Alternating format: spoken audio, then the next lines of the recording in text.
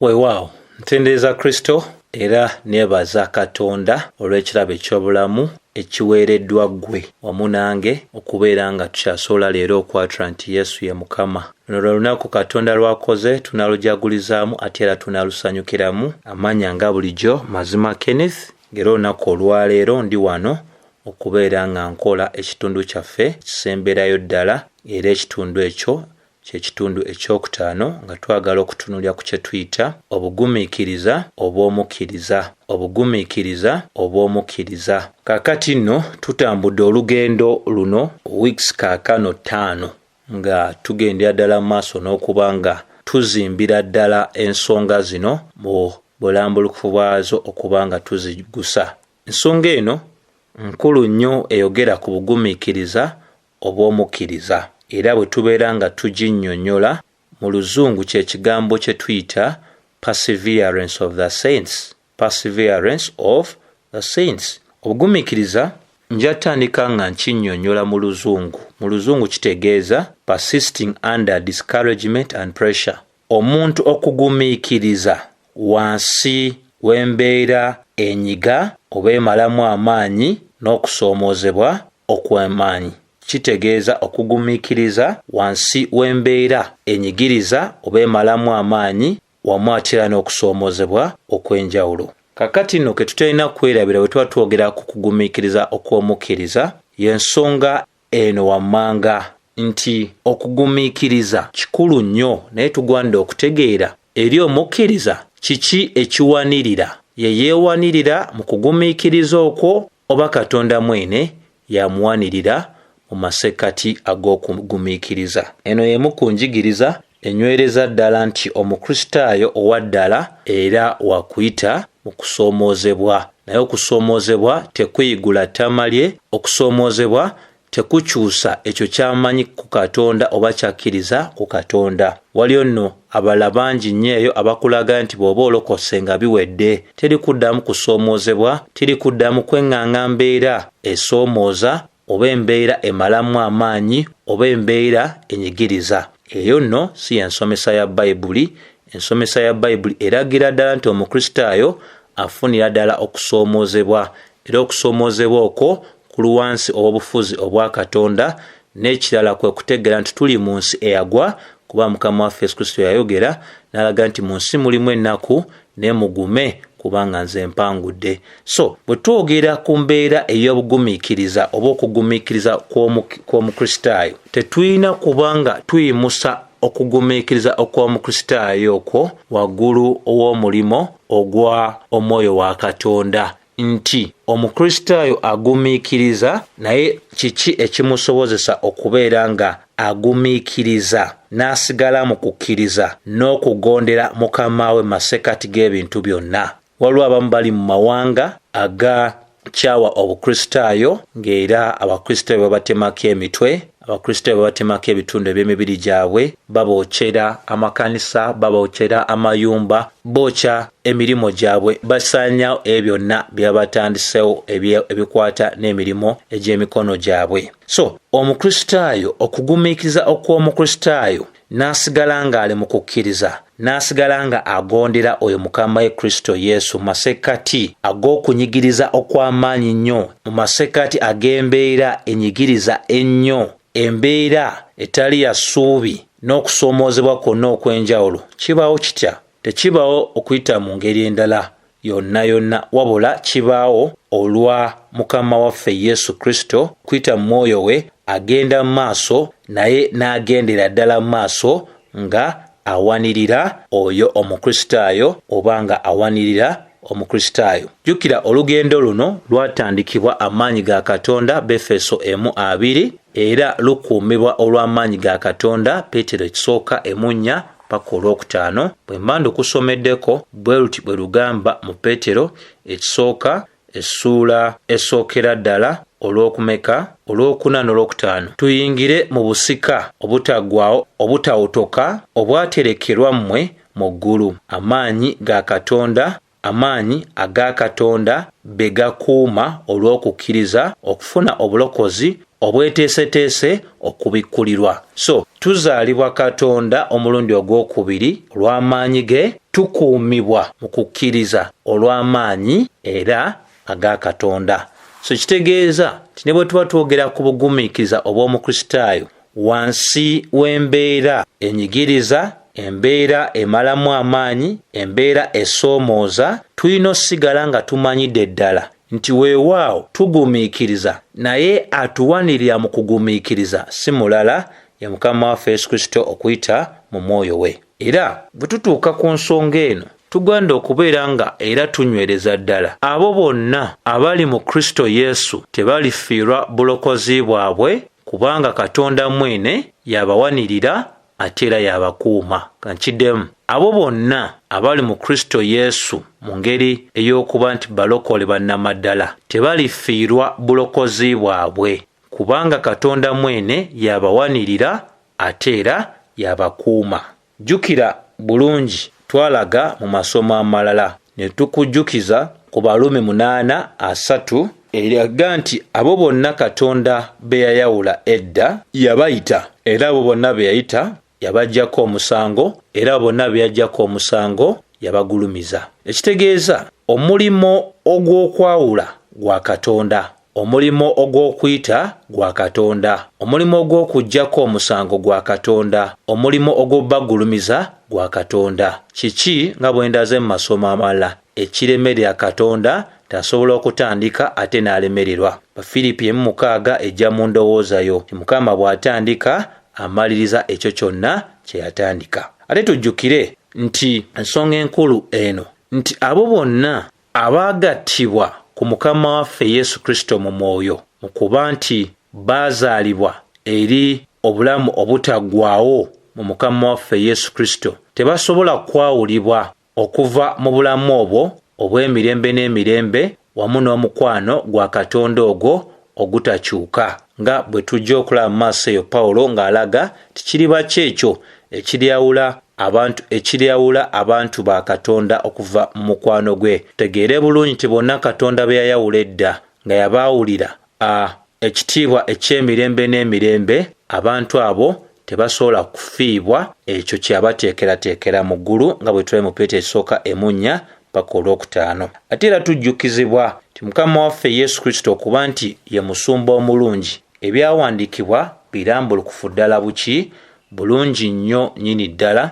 Bw'oba osomye Yokaana essuula ey'okumeka ey'omukaaga olunyiriri olwa 3:7 paka 4, Bayibuli enyweza ng'eraga nti abo bonna Kitange be yampa balijja gye ndi, ekitegeeza nga bwe twalaga ne mu masomo amalala nti teri ajja eri Kristo nga teyaweebwa Kristo, naye bonna abajja gy'ali beebo abaakola batya abaamuweebwa. Mu bufunze kye tutegeeza abajja beebo ababeera nga balonde ba Katonda, era okujja kitegeeza kubeera nga bazaaliddwa omulundi ogwokubiri. Era naye ayogera ng'anyweza mu 3:7 era siribagobera wabweru n'akatono. Kati ekyo kikakasiza ddala nti omukristaayo owannamaddala eyawulira enjiri n'agikkiriza tasobola kubeera nga afiirwa kye tuyita obulokozi bwe, tasobola kubeera nga afiirwa obulokozi bwe. Leero waliyo abantu nga bwe nalaze abalowooza nti leero osobola okuba nti omuntu asobola okulokoka naye ate era omuntu oyo asobola okumaliza ku nkomerero ya byonna ng'afiiriddwa obulokozi. Eyo ensomesa si ya Bayibuli, era Bayibuli tekkiriziganya nayo. Kiba kiraga obunafu bwa Katonda okutandika n'atamaliriza. Ababe abannamaddala bajja gy'ali, era bwe bajja gy'ali tabagobera wabweru n'akatono. Olwa3:8 kubanga saava mu ggulu kukola kyenjagala nze wabula oli eyantuma kyayagala. Kiki kyayagala? Laba olwa3:9 eyantuma kyayagala kye kino, bonna beyampa, kati nno olwannyonnyola, bonna beyampa baleme okubula kitegeeza kuzikirira wano, baleme okubula n'omu, naye muzuukirize ku lunaku olw'enkomerero. Kubanga Kitange kyayagala kye kino, buli muntu yenna alaba omwana anaamuzuukiza era n'aweebwa obulamu obutaggwaawo, era nange ndimuzuukiza ku lunaku olw'enkomerero. Nti Kristo talina n'omugwabuza yamuweebwa, kubanga lwaki ali wano si lwa nsonga ndala, yajja si lwa nsonga ndala wabula yajja okutuukiriza okwagala okwoyo eyamutuma. Era tujjukire bulungi Kristo era anyweza nti waliwo n'ekisuubizo ekya kitaffe mu Yokaana 10. Still Kristo ng'omusumba omulungi alagira ddala bw'otandika n'olwabiri-mu-ennya. Abayudaaya ne bamwetooloola ne bamugamba nti olituusaawa otukuumira mu mbeera ey'okubuusabuusa oba nga gwe Kristo tubuulire ddala. Olwabiri-mu-etaano Yesu n'addamu nti nabagamba naye temukkiriza. Emirimu gye nkola mu linnya lya Kitange gintegeeza nze. Olwokumeka olwabiri-mu-omukaaga naye temukkiriza kubanga temuli ba mu ndiga zange. Ebyo twabinnyonnyola. Naye kati kiki ekituuka ku ezo eziyitibwa endiga ze? Olwabiri-mu-omusanvu endiga zange ziwulira eddoboozi lyange nange nzitegeera era zingoberera. Nti ababe bawulira eddoboozi lye ate abamanyi ate bamugoberera. Laba nno olwabiri-mu-omunaana nange nzuwa obulamu obutaggwaawo, kitegeeza omuntu obutazikirira oba okubeera n'obukuumi obw'emirembe n'emirembe. So teziribula emirembe n'emirembe. Kitegeeza nti omuntu bw'aba ng'azaaliddwa bulungi omulundi ogwokubiri omuntu oyo tasobola kufiirwa bulokozi bwe okusinziira ku byawandiikibwa si ku kye tulowooza. So tewali alizisikula mu mukono gwange. Kitange eyazimpa ye mukulu okusinga bonna. Tewali ayinza kuzisikula mukono gwa Kitange. Nze ne Kitange tuli omu. Bayibuli enywereza ddala nti tewali muntu yenna asobola kufiirwa bulokozi bwe nga yaweebwa Mukama waffe Yesu Kristo. Era tujjukire ddala bulungi ne mu ssaala gye yakola mu ssuula ey'e17 nga bwe nalaga luli ne kaakati njagala nkujjukize nti Yesu Kristo mwene bwe yali akola essaala yakola essaala ng'asaba Kitaawe okubeera nga awanirira abo bonna be yali amuwadde abawanirire basobole okulaba ku ki? Basobole okulaba ekitiibwa ekya Mukama waffe Yesu Kristo. Era bw'osoma 17 olwokubiri egamba nga eraga nga bwe wamuwa obuyinza ku balina omubiri bonna era bonna be wamuwa abawe obulamu obutaggwaawo. Ndozowulira obulamu obutaggwaawo enkolagana etutegeerera ddala. Obulamu obutaggwaawo kwe kumanya Katonda oyo omu ow'amazima ne Yesu Kristo gwe yasuubiza. Bw'osoma olw'okumeka olw'omukaaga yanyweza n'agamba nti njolesezza erinnya lyo eri abantu be wampa okubaggya mu nsi baali babo n'obampa nze nabo bakutte ekigambo kyo. Era bw'osoma olw'omwenda n'anyweza n'alaga nze nsabira abo sisabira nsi wabula abo be wampa kubanga babo. Olwabiri-mu-ennya bino byonna byakulaga nti abasabira butabula. Olwabiri-mu-ennya Kitange be wampa njagala wendi nze nabo we baba babeerenga nange balabe ekitiibwa kyange kye wampa. Kati so ensonga eno yeeno nti okusoomozebwa kujja kubaawo, embeera yonna ejja kubaawo, abamu bagenda kuttibwa, abamu bagenda kunyigirizibwa nnyo, naye teriiyo muntu yenna eyaweebwa Mukama waffe Yesu Kristo asobola okubula oba okufiirwa newankubadde bajja kubeera. Okusoomozebwa tulina okusuubira mu bulamu obwa bulijjo kujja kubeerawo, naye abo aba Katonda tebasobola kwegaana kukkiriza kwabwe kutuusa kufa. Era tumanyidde ddala nti Kitaffe yayanukula essaala eya Mukama waffe Yesu Kristo kubanga essaala eyo Kristo ne kaakano agikolera ddala. Baluumi 8:34, Bebulaniya 7:25. Kristo agendera ddala mu maaso n'okukola okwegayirira okwa bonna abaamwebwa mu mirembe egy'enjawulo, era Kitaffe essaala yagiddamu dda. So kwata omu ku mwandiisi ayitibwa J.I. Packer kakati nga mugenzi musajja ali theologia okuva mu nsi ey'Abangereza, yayogera n'agamba nti Pawulo yalaba obukulu bwa Katonda, obukulu obw'enteekateeka eya Katonda obw'obulokozi obwabo abalonde be nga buli kimu. Ensonga gye natandise nayo naye agyogerako. Baluumi 8:29 paka 3 nti abo bonna Katonda be yayawula edda yabayita byayita, yabaggyako omusango byaggyako omusango, ate era yabagulumiza. So ekitegeeza ddala nti twali Katonda waatandika ate era n'alemererwa. Ensonga lwaki tulaba nti Pawulo y'omu agendera ddala mu maaso n'okuzimba ng'awandiika okujaganya kwola mu Balumi eya Balumi 8 okweyongera mu Balumi 8:31 paka 39 nga Pawulo ajaganyiza ddala ekyakaakati n'obukuumi obw'Abakristaayo obw'omu maaso ng'obukuumi obuliwo olw'omukwano omusufunyo ogwa Katonda. Jjukira ebigambo Pawulo byagenda mu maaso n'okuba ng'ayogera mu Balumi eyo ey'omunaana olwasatu mu olumu. Yagenda mu maaso n'anyweza ng'alaga nti tunayogera ki ku bino ku ebyo bw'abanga Katonda ali ku lwaffe, omulabe waffe y'ani? N'ayogera mu lwasatu mu 2 oyo aterekereza mwana we n'amuwaayo ku lwaffe ffenna abayitibwa balonde. Kiki kyataatuwe? Kiriba ki ekyo kyataatuwe olw'ekisa kye? Taatuwe ebintu byonna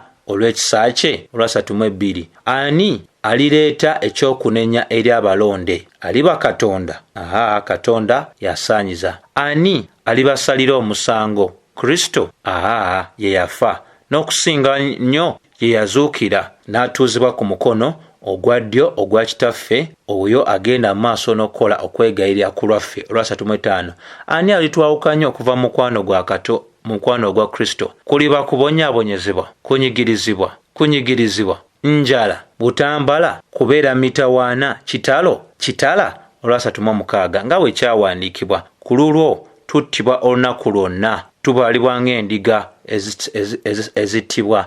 Olwasatu mu 9 naye mu bino byonna tuli bawanguzi n'okkirawo okuyita mu oyo eyatwagala. Olwasatu mu 8 era ndi mukakavu ne bwe kuba kufa oba bulamu oba bamalayika oba bakulembeze, ebiriwo kaakati n'ebirijja mu maaso, oba amaanyi oba obuwanvu oba ekikko oba ekintu kyonna mu kutondebwa ekirisobola okutwawukanya okuva ku mukwano ogwa Katonda mu Kristo Yesu Mukama waffe. Pawulo anyweza bunywezi ng'alaga nti tewaali mbeera ya kufiirwa bulokozi. Abakristaayo bajja gumiikiriza, bajja kwesiga, bajja sigala mu kugumiikiriza okw'okukkiriza kwabwe paka ku lunaku olusemberayo ddala kuba Katonda mwene yagenda mu maaso n'obbawanirira. Era tugwanidde n'okujjukira ebigambo ebiri mu Basesalonika ekikola ki ekisooka essuula ey'okutaano olwabiri mu 4 lunyweza nga lulaga nti abayita mwesigwa n'okukola ye alikola. So yatuyita mwesigwa n'okukola, Bayibuli eraga ye alikola ki? Alikola. Timoseewo ekyokubiri nayo bw'oba ogitunuulidde mu ssuula esookera ddala olw'12 anyweza ng'agamba era kyenva mbonaabona bwe ntyo naye sikwatibwa nsonyi kubanga mmanyi gwe nakkiriza n'entegeerera ddala nga ayinza okukuuma kye namuteresa ku lunaku luli eri. So Pawulo alagira ddala obwesige mu Katonda nti kyonna obwesige bwe bw'alina mu Katonda bwali tebusobola mmuyiwa. Era ne bw'oba osomye mu baluwa yeyo yemu yennyini n'osoma essuula ey'okuna Timoseewo ekyokubiri 4 Timoseewo ekyokubiri essuula ey'okuna olw'18 Pawulo era anyweza ng'alaga Mukama waffe anandokola mu buli kikolwa ekibi era anankuumanga okutuusa ku bwakabaka bwe obw'omu ggulu, aweebwenga ekitiibwa emirembe n'emirembe. Amiina. So bino bitukakasiza ddala nti tewaaliwo kutya kwe tulina kubeera nako. bw'abanga omuntu yalondebwa nga Kristo yeewaayo nga ssaddaaka y'oyo omuntu oyo n'ayitibwa okuyitibwa okw'Omwoyo Omutukuvu okutaziyizibwa, omuntu oyo kebeera embeera ki tesobola kukyusa ekyo Katonda kyateeseza omuntu oyo, kubanga era Katonda oyo yamuwanirira. Sifuddeyo mbeera ki gy'ayitamu. Kyobola abantu bali mu nsi ezikyawa Obukristaayo naye ne basigala nga bakyayimiridde, era abantu bagobeddwa mu famire zaabwe olw'okukkiriza Kristo Yesu n'enjiri ye. Abantu bagobeddwa ku mirimu olw'okukkiriza Yesu Kristo n'enjiri ye, naye tebasudde ekyo kye bakkiriza Mukama waffe Yesu Kristo. Era okwatula okumu okwa Westminster Confession kwogera nti kugamba nti abo Katonda be yakkiriza mu kwagala kwe, be yayita n'okuyita okw'Omwoyo we okutaziyizibwa, be yatukuza olw'Omwoyo we, tebasobola kugwa kuva mu kisa, naye banaagumiikiriza paka ku nkomerero era balirokolebwa. Ebyo bikulu byakola ki? byakutegeera. Tulina n'okubeera nga tumanyira ddala tiwaliwo abantu abeesiba obwesibi ku Mukama waffe Yesu Kristo. Bagamba nti balokole naye balinganga amataka ago Mukama waffe Yesu Kristo ge yasomesako ag'emirundi 4 oba olugero olw'omusizi. Waliwo amataka ge yasooka otulaga ag'emirundi 3 ago gonna si balokola abo bonna b'olaba. Beewaayiriza tibalokole nga si balokole. Ettaka eryokubiri lijjukira nti lisuulibwako ensigo kubanga lyali lya lwazi n'egimuka mangu naye wabeera embeera yonna kintu kyonna ne kyotoka. Ettaka eryokusatu beewaayiriza nti bakristaayo naye obugagga obulimba obw'obugagga obw'ensi n'emitawaana gy'ensi balabikanga ababe naye bayimirira akaseera katono ne bamala ne bakola ki ne babivaamu. Naye omukristaayo wannamaddala anywerera mu kukkiriza masekkati g'embeera yonna. Era bwe tulaba Bebulani essula ey'okusatu olw'omukaaga, Bebulani essula ey'omukaaga olw'e11, Bebulani essula ey'e10 olwa35 paka 39 bwe mba ndukusomeddeko lugusiza ddala ensonga nawe kennyini n'ogamba weewaawo nkirabidde ddala buki bulungi. So bw'olaba olwa35 lugamba nti kale temusuulanga bugumu bwammwe obuliko empeera ennene. Abalonde bawulira bino babinywererako buki bunywerezi kubanga mwetaaga okugumikiriza. Bwe mulimala okukola Katonda byayagala mulyoke muweebwe ekyasuubizibwa. Olwa37 kubanga wakyasigaddeyo akaseera katono nnyo ajja alituuka so talirwa. Olwa38 naye omutuukirivu wange aliba mulamu lwa kukkiriza era bw'addayo ennyuma emmeeme yange temusanyukira. Olwa39 naye ffe tetuli abo okudda ennyuma mu kukkiriza naye tuli bakukkiriza olw'okulokola obulamu. Mukristaayo wannamaddala y'oyo nnyini ddala naye abeewaayiriza. Matayo 7:20-23 ku lunaku luli balikola ne gamba Mukama waffe Yesu Kristo alibagamba kitabamanyi. Era abantu ab'engeri ng'eyo be beewaayiriza nti balokole naye bakyawa okubeera kabagumiikiriza okwesiga Katonda olw'ebyo byonna bye beetaaga kubanga bagumiikiriza. Tebatambulira mu bulamu obw'okweyawula, batambulira mu bulamu obw'obutabala kibala kirungi, batambulira mu mazambi. Era buli kantu konna akagezaako okubanga kakanga obulamu bwabwe olabira ddala nti balina shortcut oba balina ekkubo oba balina kappanya ke basobola okuyitamu okutuuka ku ekyo oba okwerokola mu mitawaana. Naye kirina okuba nga kitegeerwa bulungi abakkiriza ba Katonda bo bagumiikiriza, banywerera mu kukkiriza era beenenya. Bwanga bakoze ensobi yonna beenenya ne baleka amakubo ago. Ekyo mu ekyo ntegeeza nti omukristaayo wannamaddala naye asobola okwonoona naye bw'ategeera asobola okwonoona n'aleetera obulamu bwe okubeera nga buzibuwadde. Naye omukristaayo oyo amala ne yeenenya n'akomezebwawo mu butuukirivu era atandika okubeera nga atambulira mu mbeera ey'obukakkamu nga ayaayaana okusanyusa Mukama oyo eyamulokola era amanyira ddala nti si asobola okwekuuma naye Katonda yekka yasobola omuwanirira paka okutuusiza ddala lwassa omukka ogw'enkomerero. So bw'oba ng'olira bino ng'obaddemu eky'okwewaayiriza, lekera okwewaayiriza, kkiriza enjiri. Abamu muli basumba, abamu muli bagoberezi, abalala baana mu maka ag'abasumba, abalala bali mu bufumbo, mu mwami muyaaye, omukyala muyaaye, abalala bali mu ziyafeesi kubanga manyi nti yafeesi baagalamu muntu mulokole. Emirimu egy'enjawulo ng'omuntu yayingira ku mulimu ogwo nga yeewaayiriza. So ebintu ebyo tulina obbireka. Osobola ofuna omulimu n'ofuna ssente naye tolina bulamu butaggwaawo. Osobola okubeera ofuna obufumbo n'obugendamu ne mwana muwala oyo naye ate era tekikola makulu kuba waliwo famire ezimu nga tosobola ziwasaamu okuggyako ng'oli mu mulokole. Ate era tuwaliwo n'omuntu atajja kuwasa okuggyako ng'oli mu mulokole. N'obeerawo embeera ey'okwewaayiriza. N'obeerawo abaana nti kubanga bazadde bo baweereza naye n'ogamba omanyi nange kati ndi mulokole naye nga toli mu mulokole. Ebyo byonna obeera mu bufunze. Tugambe okutte omuti kw'oyimiridde ate n'okwata ejjambiya n'otandika okutema ettabi eryo ly'oyimiriddeko. So tulekera okwewaayiriza. Gw'atambulira mu mazambi nga walokoka weenenya amazambi ago onoonye okwesa Mukama waffe Yesu Kristo ekitiibwa. Mikwano sisobola kusukkako wano wabula okukakasa nti ekyo kyonna Katonda kyatandika ajja kimaliriza. Omulokole azaliddwa omulundi ogwokuyita tasobola fiirwa bulokozi bwe, byo Bayibuli byekakasiza ddala, kubanga omuntu oyo awaniribwa era akuumibwa Katonda mwene. Ate era Katonda bw'atandika amaliriza. Nsaba Katonda nga bw'ali omwesigwa akkirize akozese ebigambo bino bibeeko gwe biyamba onywerere ddala mu ekyo kye wakkiriza ate onoonye okwesa Mukama waffe Yesu Kristo ekitiibwa. Amiina.